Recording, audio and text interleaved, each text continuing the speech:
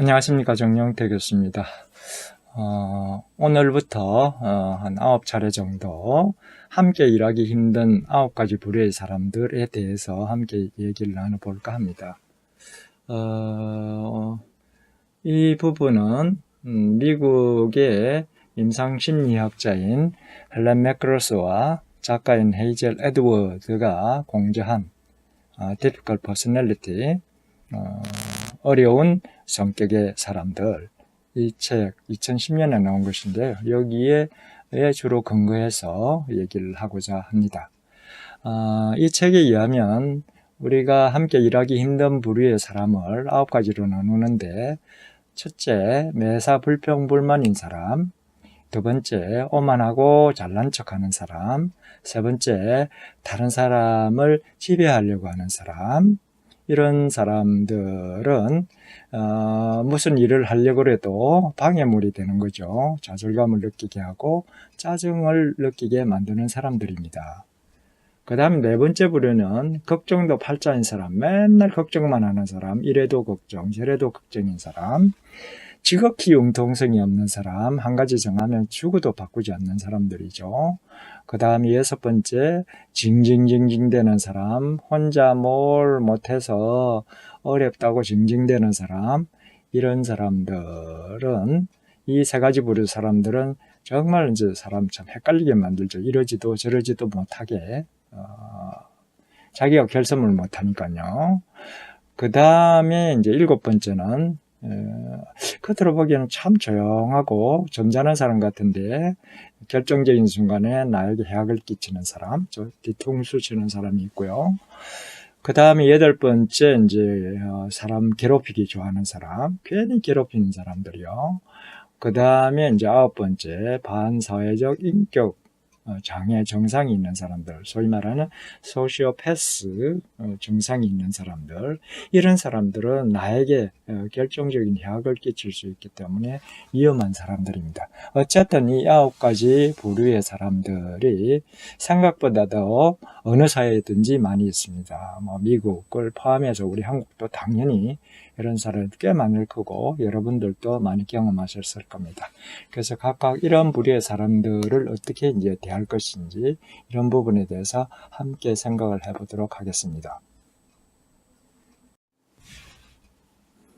오늘은 9가지 부류의 함께 일하기 힘든 사람들 중에서 첫 번째, 매사 불평불만 투성인 사람들, 이런 사람들의 특징은 무엇이고 왜 그렇게 하는지, 그런 사람들을 어떻게 대해야 될지에 대해서 함께 생각을 해보도록 하겠습니다.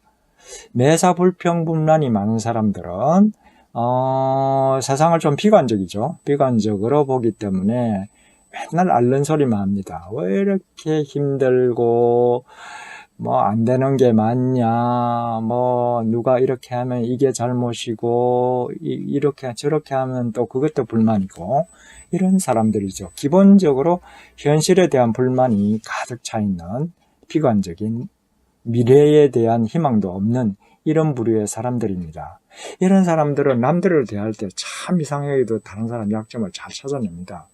그래서 하나만 잘못해도 그 사람의 모든 걸 이제 부정적으로 이제 평가하는 경향이 있고요. 그래서 다른 사람에 대한 소문도 잘 내고, 뒷담화도 잘 치고, 또 험담도 참 많이 하죠. 왜냐하면 긍정교훈을 볼 줄 모르는 사람이니까요. 그리고 이제 그 사람 면전에서 그러기도 하고, 뒤에서 그러기도 하고요. 다른 사람 비난하고, 이 바보 만들기를 좋아합니다. 잘난 척, 한다고 이제 몰아붙인다든지, 네가 알면 뭐 알아? 이런 식으로, 바보 만들기를 좋아하고요. 자기가 이제 이렇게 형편없는, 또 자기의 능력에 맞지 않는 위치에서 일을 하고 있는 것에 대해서 다른 사람이 자기를, 특히 이제 윗사람이 자기를 배려해주지 않거나 생각을 잘못해서 자기가 고생한다고 투덜투덜 대는 사람이죠. 이런 사람들 참 많죠. 예, 가끔씩 보면 열에 하나 정도 있는 것 같습니다. 저희 학교에도 교수들 중에도 그런 사람이 있고 학생들 중에도 이렇게 매사 불평불만이 많은 학생들이 있더라고요. 뭘 해줘도 불만이에요. 이래도 불만, 저래도 불만인 사람들이죠. 기본적으로 이런 사람들은 세상의 어떤 밝은 면보다는 어두운 면을 보고 미래에 대한 희망을 갖지 못한 사람들이라 그렇다고 이제 생각이 듭니다. 여러분도 경험하셨다시피 이처럼 매사 불만, 불평투성인 사람들은 본인들의 경우에 다른 사람하고 일정하게 거리를 자꾸 둡니다. 믿지를 못해서겠죠. 그래서 원만한 관계를 형성을 하지 못해 항상 이제 따로 놀고요. 그러다 보니까 그 조직 속에 함께 있는 사람들이 참 피곤한 거죠. 왜냐면 맨날 불평이고 불만이고 이렇게 하면 불만, 저렇게 해도 불평 이러니까요. 주변 사람들을 참 피곤하게 만듭니다. 그리고 이제 조직의 관점에서 보더라도 굉장히 부정적인 영향을 미칠 수가 있는데요. 이런 사람이 한 사람만 있어도 조직 자체의 어떤 효율성이나 이런 게 굉장히 떨어질 수가 있습니다. 무엇보다도 다른 사람들이 싫어하잖아요. 이런 사람들이 옆에 있으면 싫거든요. 또 이런 부정적인 태도라는 게 원래 긍정적인 것보다도 전념이 심합니다. 왜냐하면 부정적인 게 이제 두려움을 유발하기 때문에 인간의 어떤 본성상 본능적으로 부정적인 것, 즉 위험한 것을 피하려는 경향이 더 강하기 때문에 주변에 이제 부정적인 태도를 가진 사람이 있으면 이런 분위기가 쉽게 주변 사람들에게 이제 퍼져나갈 수 있기 때문입니다. 세 번째, 이렇게 이제 매사가 이제 부정적이고 비관적인 사람들, 그런 사람들은 참 잘 안 바뀌잖아요. 그래서 그런 사람들은 또 주변 사람들이 조금이라도 잘못하거나 좀 부족한 점이 있으면 그걸 가지고 험담하고 비난하기 때문에 조직원들이 전체적으로 그런 사람들이 있으면 분위기가 흐트러져서 조직의 효율성이 굉장히 떨어지게 됩니다. 그래서 매사 불평불만인 사람은 본인도 사실은 굉장히 안 좋죠. 본인에게도. 왜냐하면 인간관계를 맺지 못하니 인간의 본성상 남한테 인정도 받고 사랑도 받아야 될 텐데 그러지를 못하니까요. 그리고 주변 사람은 주변 사람대로 참 피곤해요. 불평불만, 부정적인 생각을 갖고 있으니. 그리고 조직을 전체로 보더라도 사람들이 다 피하고 또 그런 사람 하나가 있으면 조직 전체가 이제 분위기가 흐트러지니까 조직의 입장에서도 이런 사람이 있으면 굉장히 이제 부정적인 결과를 초래할 수가 있기 때문에 가능하면 이런 사람들을 피했으면 아니면 통제할 수 있는 적절한 방법을 찾기를 원하게 될 것입니다. 그러면 매사 부정적이고 비관적이라서 불평불만이 많은 사람들은 도대체 왜 그런 것일까요? 심리학자들의 분석에 의하면 대체로 다음과 같은 이유 때문에 그런다고 합니다. 첫 번째, 다른 사람이 자기 자신의 진가를 잘 모른다고 이제 보는 것이죠. 그래서 다른 사람이 나의 진가를 알아볼 수 있도록 자꾸 다른 사람의 주목을 이제 받으려고 이제 노력을 합니다. 그 본능적으로 부정적으로 얘기하는 것이 상대방의 주목도 끌고 그리고 상대방도 깔아내릴 수 있고 자기 자신을 이제 올릴 수 있는 그런 방법이라고 이제 생각하는 것이죠. 또 어떤 경우에는 상대방이 진짜 싫어서 적대감을 표현하기도 하죠. 그래서 직접적으로 당신 싫다 말은 못하고 하는 것마다 이제 부정적이고 비판적으로 할 수도 있습니다. 아니면 지금 하고 있는 일이나 그 사무실 환경이 너무 이제 단조롭다는 거죠. 너무 단순하고 단조로워서 그래서 지루해서 사람의 주목을 끌기 위해서 그럴 수도 있고요. 그 다음에 이제 어릴 때 이제 맨날 불평불만인 사람을 주로 이제 보고 자랐을 가능성도 있고요. 아니면 가벼운 우울증 증상이 있을 경우도 이럴 수 있다고 합니다. 어쨌든 전반적으로 봤을 때 이런 사람들은 자아 존중감이 낮거나 뭔가 잘못 착각을 한 것이죠. 비합리적인 생각을 해서 이렇게 비관적이고 부정적이고 불평불만이 많다라고 이제 분석을 하고 있습니다. 자, 그러면 이런 사람들을 어떻게 대할 것인지 한번 생각을 해보겠습니다. 전문가들에 의하면 그런 사람들의 불평불만이나 비판 이런 것들을 하나하나 세속콜콜 반박할 필요가 없다라고 합니다.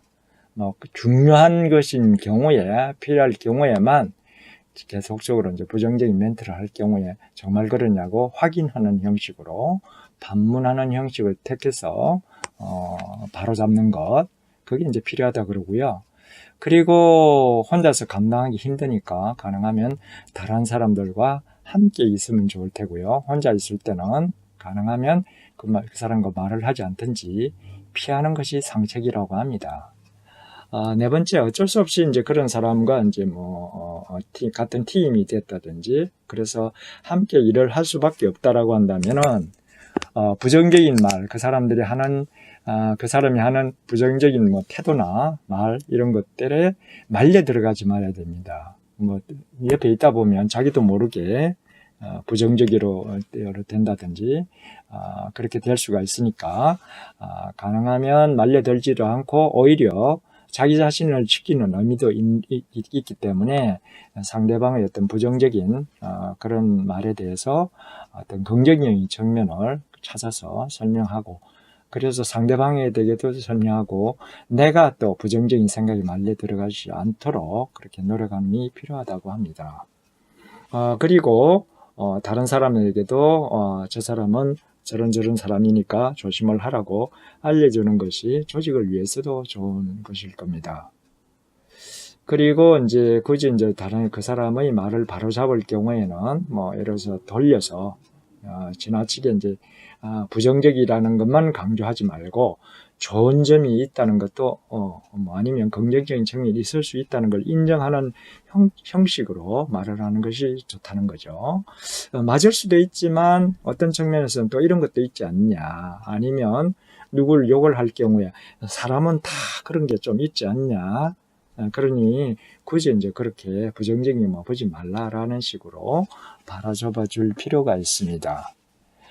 마찬가지로 부정적으로 말할 때마다 가능하다면, 더군다나 이제 공개적인 석상에서는 더욱더 이런 게 필요하겠죠. 부정적으로 말할 때마다 긍정적인 측면을 부각시킬 필요가 있고요. 만약에 이제 상대방이 하는 일 자체가 이제 지루하거나 단조로워서 그렇다라고 이제 판단이 되면은 일의 양을 좀 늘려주거나, 아니면 일 자체의 어떤 종류를 이제 달리해서 변화를 주게 되면 그 지루함이 좀 줄어들지 않겠습니까? 그러면 좀 부정적인, 비관적인 그런 태도가 나아질 수 있다고 합니다. 그리고 마지막으로 본인이 만약에 자기 진가를 충분히 인정받지 못하고 그래서 주목을 받지 못해서 그렇게 이제 한다고 판단이 되면은 가능하다면 당신도 참 우리 조직에서는 중요한 사람이다, 이러이러한 측면에서 중요한 사람이니까 나무 자신을 그렇게 낮게 보거나 그러지 말라라고 이제 조언을 해주는 것이 필요할 것입니다. 자, 이러한 방식으로 해서 어쩔 수 없이 그런 사람과 함께 일을 해야 된다면 이런 방식을 통해서 그나마 부정적인 어떤 영향을 최소화하고 긍정적인 측면을 좀 늘릴 수 있는 그런 수 있지 않을까 생각이 됩니다. 오늘은 9가지 함께 일하기 힘든 사람 부류 중에서 매사 부정적이고 비관적이라서 불평, 불만인 사람들을 특징이 무엇인지, 왜 그런 것인지, 그런 사람들은 어떻게 대해야 할 것인지에 대해서 함께 알아봤습니다. 다음 시간에는 우리 사회에서도 적지 않게 발견할 수 있는 잘난 척하고 오만한 사람, 그래서 남들보다 항상 내가 잘났다라고 하는 사람들을 어떻게 대할 것인지, 그 사람들은 왜 그런 것인지, 또 그러한 사람들을 효과적으로 대응할 수 있는 방법에 대해서 함께 고민을 해보도록 하겠습니다. 오늘 수고 많이 하셨고요. 다음 시간에 또 뵙도록 하겠습니다. 안녕히 계십시오.